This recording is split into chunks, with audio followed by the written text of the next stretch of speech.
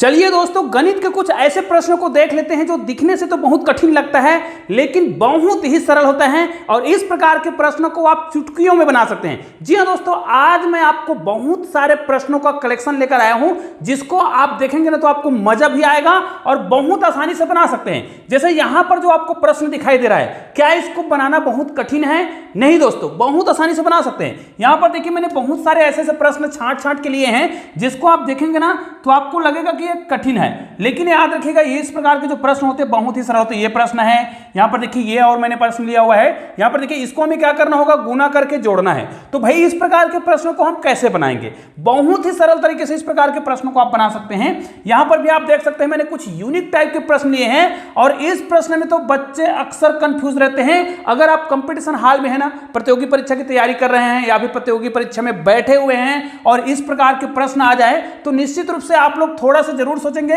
कि इस प्रकार के प्रश्नों के उत्तर कैसे होंगे। तो इसका उत्तर बहुत आसानी से आप बना सकते हैं। यहां पर देखिए मैंने कुछ विशेष प्रकार के प्रश्न लिए हैं। अब इन सभी प्रश्नों को ना हम चुटकियों में बनाना सीखेंगे। जी हां दोस्तों, और वो भी इसके बेसिक से सीखेंगे। इसलिए अगर आपने हमारे चैनल को सब्सक्राइब नहीं किया है ना तो चैनल को सब्सक्राइब करके बेल आइकन को प्रेस कर दीजिए और ऑल को टच जरूर कर दीजिएगा। और हां, आपको किस टाइप के वीडियो चाहिए मुझे एक बार कमेंट करके जरूर बता दीजिएगा ताकि उसी प्रकार के वीडियो मैं अपलोड कर सकूं। और आपको बता दूं, गणित को सरल से सरल बनाने के लिए मैं इस चैनल के माध्यम से गणित के बहुत ही शानदार खेल या फिर खेल खेल में गणित के जादू अपलोड करते रहता हूं। और आपको गणित के जादुई ट्रिक चाहिए तो आपको क्या करना होगा, सिंपल से हैशटैग लिखना है, उसके बाद मैथ्स मैजिक केसी सर। जी हां दोस्तों, हैशटैग के बाद मैथ्स मैजिक केसी सर लिखिए, आपको बहुत सारे वीडियो मिल जाएंगे और किसी भी वीडियो को आप बहुत ही आसानी से देख सकते हैं। तो चलिए हम आज का वीडियो प्रारंभ करते हैं। यहां पर देखिए आज का जो पहला प्रश्न है, इसके बाद मैं सभी प्रश्नों को आपको बहुत ही आसानी से हल करके बताऊंगा। तो देखिए सबसे पहले हमें क्या करना है, 130 का कितना प्रतिशत 10.4 होगा। निश्चित रूप से इस प्रकार के प्रश्नों में 4 ऑप्शन दिए होंगे। भाई हमें 4 ऑप्शन की आवश्यकता नहीं है, इस प्रकार के प्रश्नों को आप बहुत आसानी से बना सकते हैं। कैसे बनाएंगे ध्यान दीजिएगा। यहां पर देखिए हमें दिया है 130। अब 130 का मतलब गणित की भाषा में गुना होता है और यहां पर जो मैंने क्वेश्चन मार्क लगाया है उसका हमें प्रतिशत दिया हुआ है, मतलब जिसको हमें ज्ञात करना है उसको हम x मान लेते हैं और इसका प्रतिशत का मतलब होता है बटे 100 बराबर हमें क्या करना है 10.4।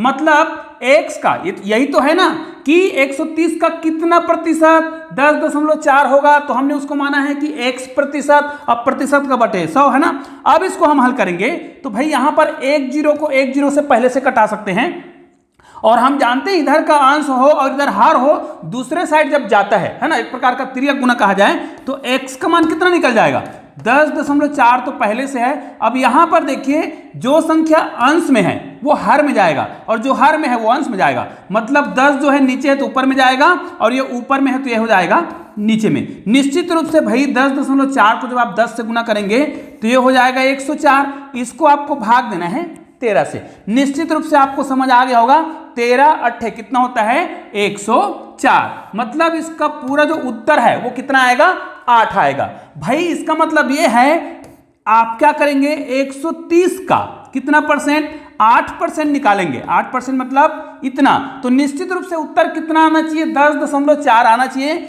गुना करके आप देख सकते हैं, इनको आप गुना करेंगे ना तो आपका उत्तर उतना ही आएगा जितना आप चाह रहे हैं। जैसे 13 अट्ठे कितना होता है 104, लेकिन भाई इसको आपको 10 से भाग भी तो देना है और 10 से भाग देंगे तो आपका आ जाएगा 10.4।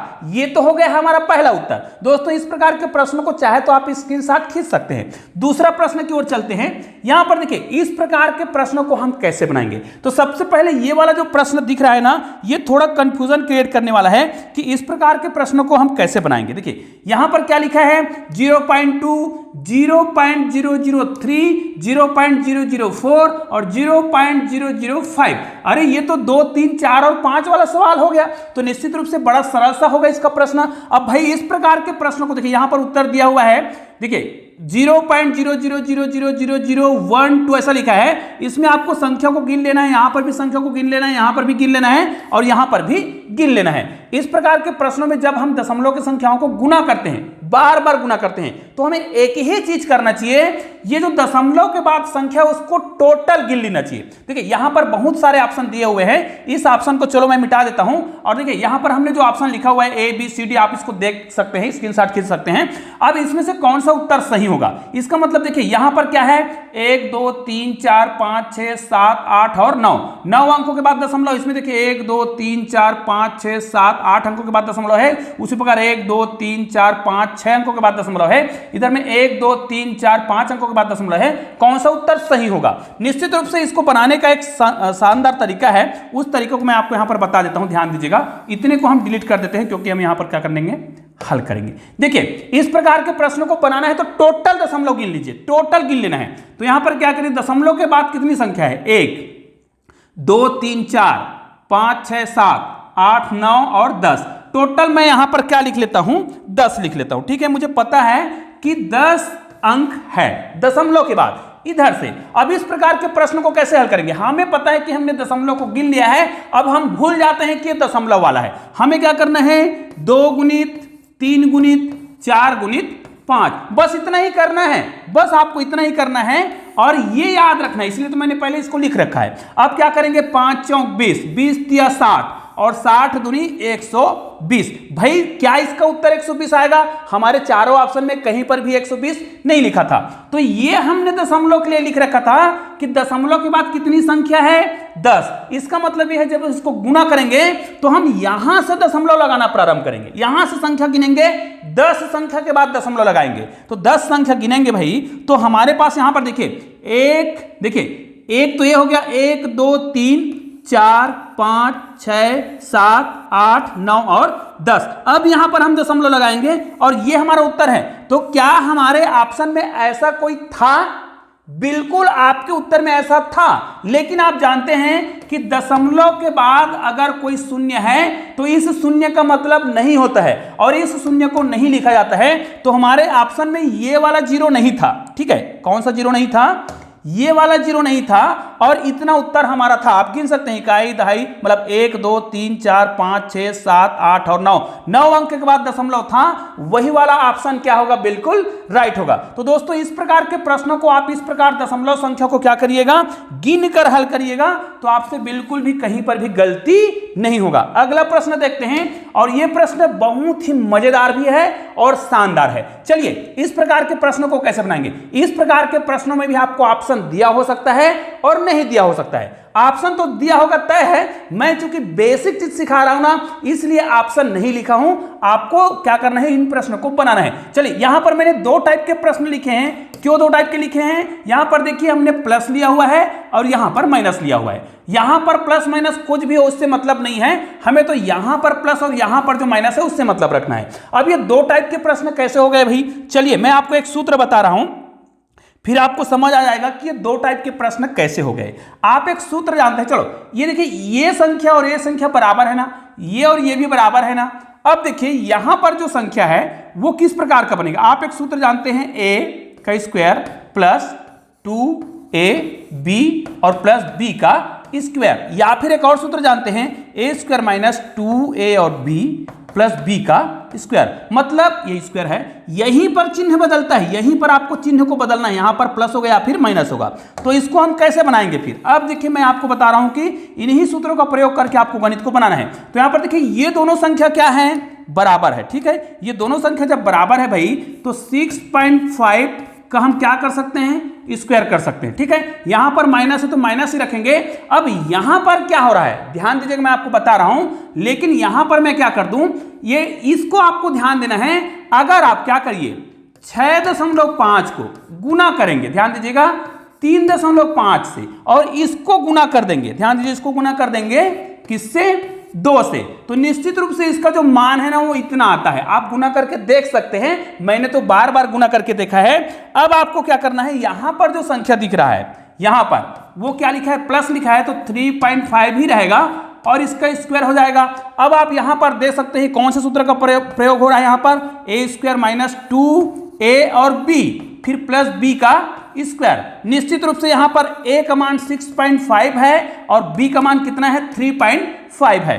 अब इसको बनाना बहुत ही आसान हो गया है। निश्चित रूप से अब इस प्रकार के प्रश्न को आप बहुत ही सरलता से बना सकते हैं। कैसे? देखिए 6.5 मतलब a का मान है, तो इसको हम किस रूप में लिखेंगे? इसका हम एक सूत्र के रूप में लिख सकते हैं। कौन सा सूत्र का पालन करेगा? यहां पर अगर माइनस है, ध्यान दीजिए यहां पर माइनस है तो ये क्या हो जाएगा? अगर माइनस है तो a माइनस b, और इसको आप वर्ग करेंगे तो इसका उत्तर कितना आएगा? a स्क्वायर माइनस 2ab और प्लस यहां पर हो जाएगा b का स्क्वायर। अब भाई ये वाला जो सूत्र दिख रहा है वो तो इस रूप में लिखा हुआ है, तो हमको क्या करना है? इस रूप में लिखना है। तो यहां पर a का मान कितना है? 6.5 और b का मान कितना है? 3.5 और होल स्क्वायर कर देंगे। ये देखिए हमारा उत्तर यहीं से आ जाएगा।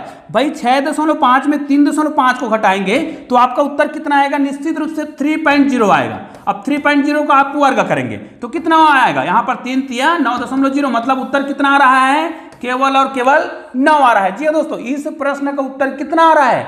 9 आ रहा है, जो कि बिल्कुल परफेक्ट है। अब ऊपर के प्रश्न को हम कैसे बनाएंगे? तो चलो इस प्रश्न को मैं डिलीट कर देता हूं, और ऊपर के प्रश्न को कैसे बनाएंगे मैं आपको बता रहा हूं, क्योंकि इसमें थोड़ा सा टाइप चेंज कर दिया गया है। क्या कर दिया गया? इसमें देखिए प्लस लिखा है, तो भाई ये भी उसी सूत्र का पालन करेगा, लेकिन इसको हम कैसे बनाएंगे ध्यान दीजिएगा।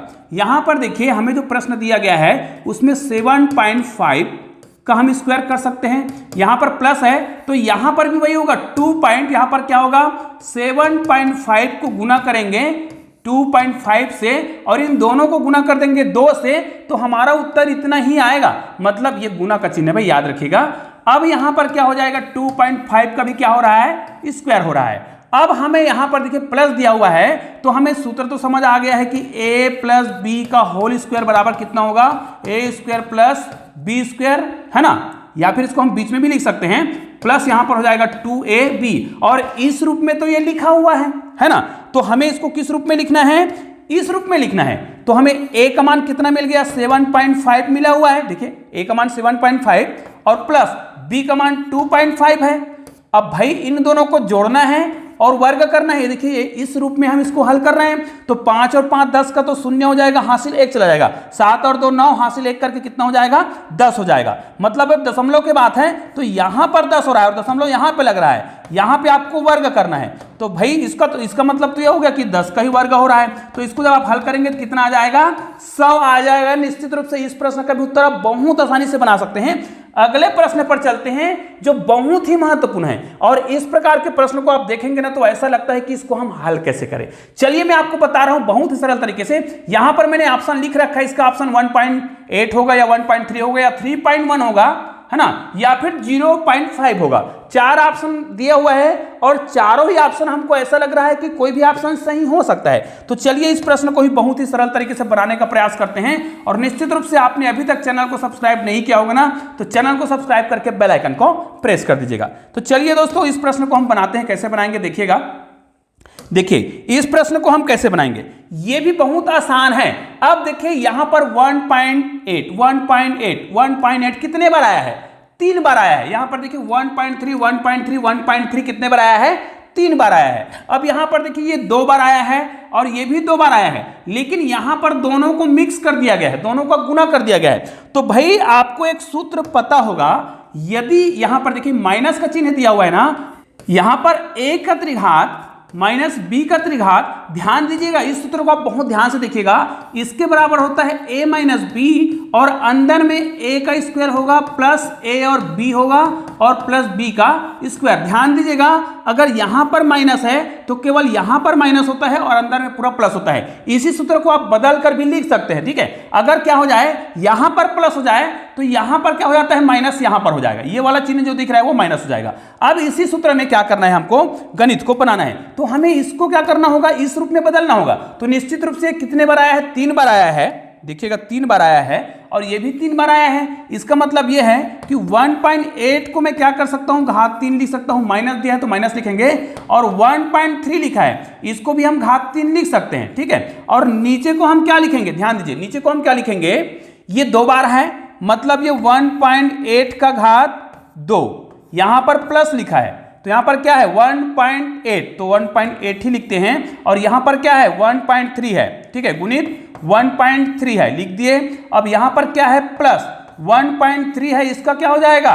वर्ग हो जाएगा। अब देखिए ये जो सूत्र है ना, ये आप देखिए ये इस सूत्र का पालन कर रहा है, मतलब इस रूप में जो लिखा है उसको मैं इस रूप में लिखूं। ध्यान दीजिएगा, मैं इस वाले को इस रूप में लिखना चाहता हूं, इस रूप में लिखना चाहता हूं, तो इसको मैं क्या लिखूंगा, इसको मैं इसी के बराबर मैं रखना चाहता हूं, क्योंकि जगह कम है तो मैं इसी जगह हल कर रहा हूं। इतने को हटा के इसको मैं इस रूप में लिख रहा हूं। मुझे पता है कि a का मान 1.8 है और b का मान 1.3 है, तो अब मैं इसको मिटा देता हूं और इसको आपके सामने ही लिख कर बता रहा हूं। देखिएगा, ये देखिए इतने को मैंने डिलीट कर दिया। ये देखिए अब मुझे क्या करना है, इसको सूत्र रूप में लिखना है। तो भाई यहां पर मैं क्या लिखूंगा, ये देखिए यहां पर हम क्या लिखेंगे, हमें पता है कि a के मान क्या था 1.8, तो यहां पर क्या हो जाएगा 1.8, ठीक है, का क्या लिखेंगे 1.8 माइनस 1.3, इतना लिखेंगे।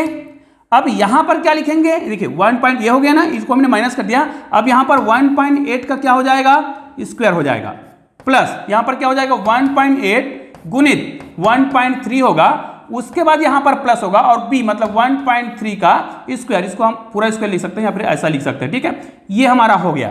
अब देखिए ये वाला जो पोर्शन आपको दिखाई दे रहा है और ये वाला पोर्शन जो दिखाई दे रहा है पूरा बराबर है, मतलब ये और ये तो कट जाएगा, तो आपके पास केवल क्या बचा, यहां पर देखिए आपके पास केवल इतना बच रहा है भाई, इतना ही बच रहा है। कितना बच रहा है, देखिए 1.8 माइनस 1.3, मतलब आपको 1.8 में 1.3 को ही घटाना है। चलो दशमलव को आप भूल जाओ और दशमलव लगा देना। तो अगर मैं 18 में 13 को घटाऊं तो कितना बचता है, 5 बचता है। लेकिन भाई हमको तो पता है दशमलव है, तो यहां पर दशमलव लगाएंगे, यहां पर दशमलव लगाएंगे, तो यहां पर भी दशमलव लगा देंगे, तो हमारा उत्तर कितना आ गया 0.5। निश्चित रूप से यह प्रश्न भी आपको बहुत ही आसानी से समझ आया होगा और यह गणित का बेसिक तरीका है, इसलिए मैंने इसको इस प्रकार बताया है। अब इस प्रश्न को हम कैसे बनाएंगे, देखिए इसमें आपको 4 ऑप्शन दिए हुए हैं, a का मान 5 आएगा या b का मान 3 आएगा या c का मान 3/4 आएगा। कौन सा उत्तर सही होगा या फिर इनमें से कोई भी उत्तर सही नहीं है, आप ये भी बता सकते हैं। और प्रतियोगी परीक्षाओं में तो इसी प्रकार के प्रश्न पूछे जाते हैं। तो चलिए इस प्रश्न को हम कैसे बनाएंगे